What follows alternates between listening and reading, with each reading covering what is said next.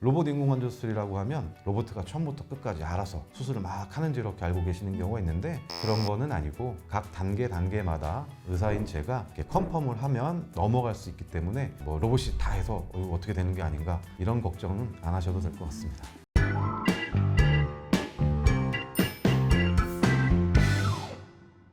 안녕하세요. 하이닥 건강전문 아나운서 문민지입니다. 오늘 살펴볼 주제는 퇴행성 관절염 치료 로봇 인공관절인데요. 관련 전문의 차영차 원장님 모시고 이야기 나눠보도록 하겠습니다. 원장님 어서 오세요. 네, 안녕하세요. 네, 원장님 시청자분들께도 인사 한번 부탁드립니다. 네, 저는 관절 전문병원에서 무릎관절 세부 진료를 맡고 있고 로봇 인공관절 분야를 전문적으로 담당하고 있는 차영찬 원장이라고 합니다. 노년층의 절반 이상이 불편함을 겪고 있는 이 퇴행성 관절염은 어떤 질환인가요? 네, 말 그대로 관절에 퇴행성 변화가 생기는 질환입니다. 관절을 덮고 있는 연골이 서서히 이제 망가지게 되면서 그로 인한 2차적 변화가 생기고 여러 가지 증상들이 생기면서 서서히 관절이 망가지는 질환이라고 볼 수 있고요. 뭐 나이가 들면서 누구에게나 찾아오는 노화의 일종이라고 볼 수가 있겠고, 그 심한 정도는 개인에 따라서 아주 여러 가지로 이렇게 다양하게 나타날 수 있겠습니다.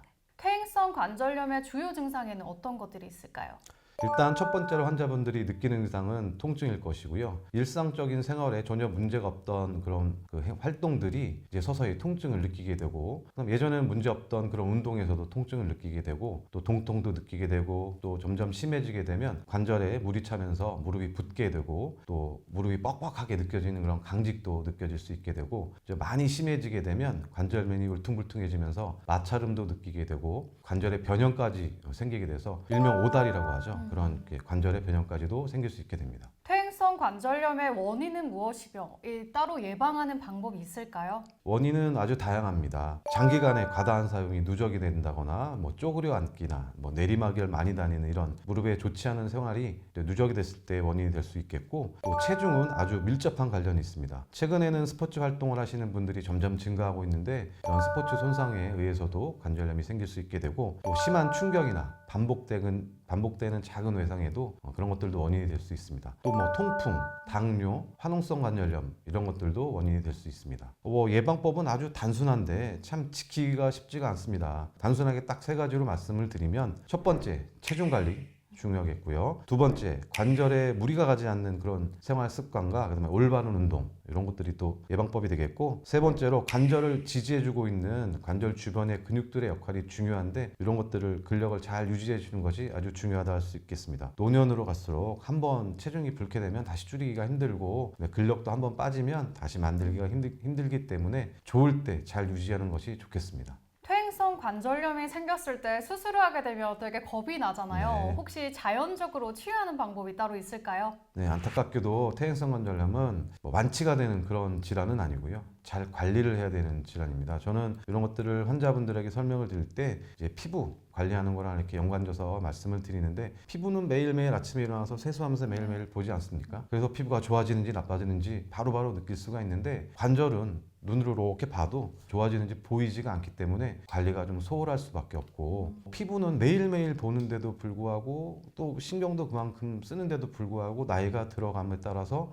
주름살이 생기고 이것들이 많아지고 하는 것을 막을 수는 없지 않습니까? 관절도 신경을 쓴다 해도 이렇게 막을 수는 없습니다. 하지만 피부 관리 잘하면 나이대에 비해서 동안 피부를 이렇게 관리 잘 할 수 있듯이, 관절도 좋을 때 관리 잘하면 동안 관절로 잘 유지를 할 수 있겠습니다. 그래서 건강할 때 지켜야 된다. 이게 중요한 것 같습니다. 퇴행성 관절염을 치료하는 방법으로 최근에 로봇 인공관절 수술을 많이 한다고 하는데, 수술 방법은 어떻게 진행되는지, 부작용은 없는지 궁금합니다.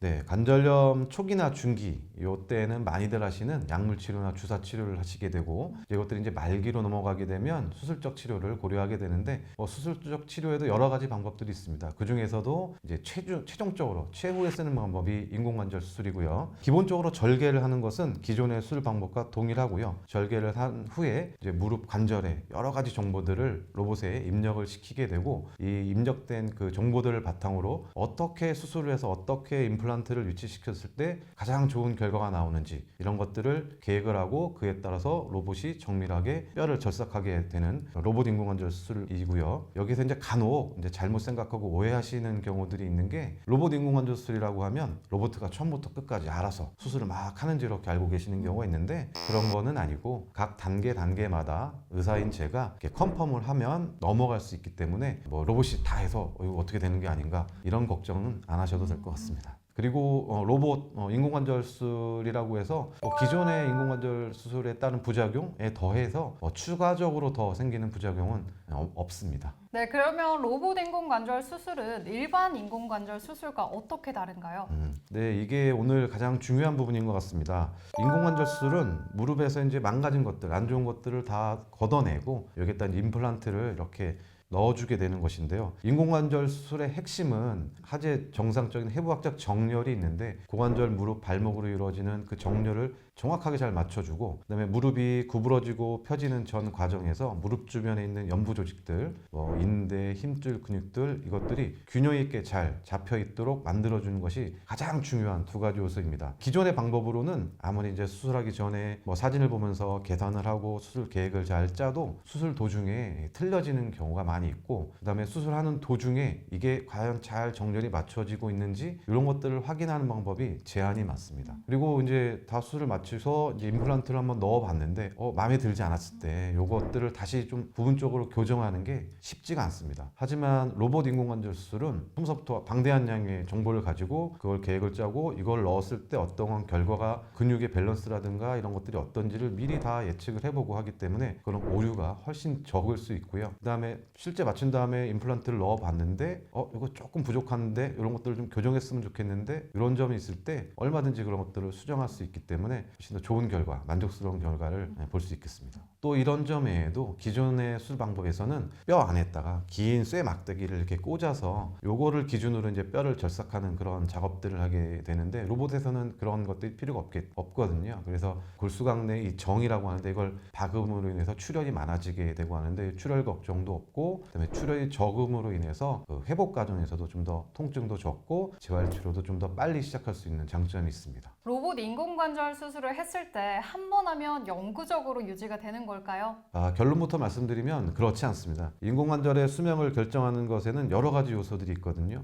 체중, 평소의 활동량, 근육량, 그다음에 생활 습관, 그다음에 골다공증 정도 이런 것들이 개인적으로 이제 수명을 결정하게 되는데 만약에 이런 것들이 다 동일한 상황이다라고 했을 때는 아까 말씀드렸던 그런 하지 정렬을 잘 맞춰주고 주변에 있는 연보직들의 균형을 잘 맞춰주는 것이 수명에 아주 지대한 영향을 미치게 되는데 이런 면에서 로봇 인공관절 수술은 더 정확하게 될 수 있기 때문에 기존의 수술법에 비해서 수명을 좀 더 오래 가져갈 수 있는 확률이 높게 되겠죠. 로봇 인공관절 수술을 했을 때 추후의 관리법에는 어떤 것들이 있을까요? 네, 로봇 인공관절 수술이라고 해서 기존의 그 수술 방법과 비교해서 특별히 다른 그런 관리법은 없고요. 다만 이제 한 가지 틀린 거는 이제 수술을 고려하실 때 수술 후 재활이 되게 힘들다. 그런 거에 대해서 되게 걱정들 많이 하시고 두려워하시고 그래서 수술을 미루시고 하시는 경우가 많은데 수술하고 꺾기라고 하죠. 일명 이제 운동 범위를 회복하는 그런 일련의 과정들이 좀 힘드신 경우가 있는데 그런 데서 가장 중요한 게 그 무릎 주변에 있는 그런 연부 조직들의 균형을 잡아주는 거 폈을 때 구부렸을 때 모두 다 동일하게 이렇게 균형을 잡아주는 게 가장 중요합니다. 근데 로봇 인공관절 수술에서는 이런 면에서 확실히 또 장점을 가지고 있기 때문에 재활 치료할 때 좀 훨씬 더 고생을 덜 하시고 회복이 좀 빠른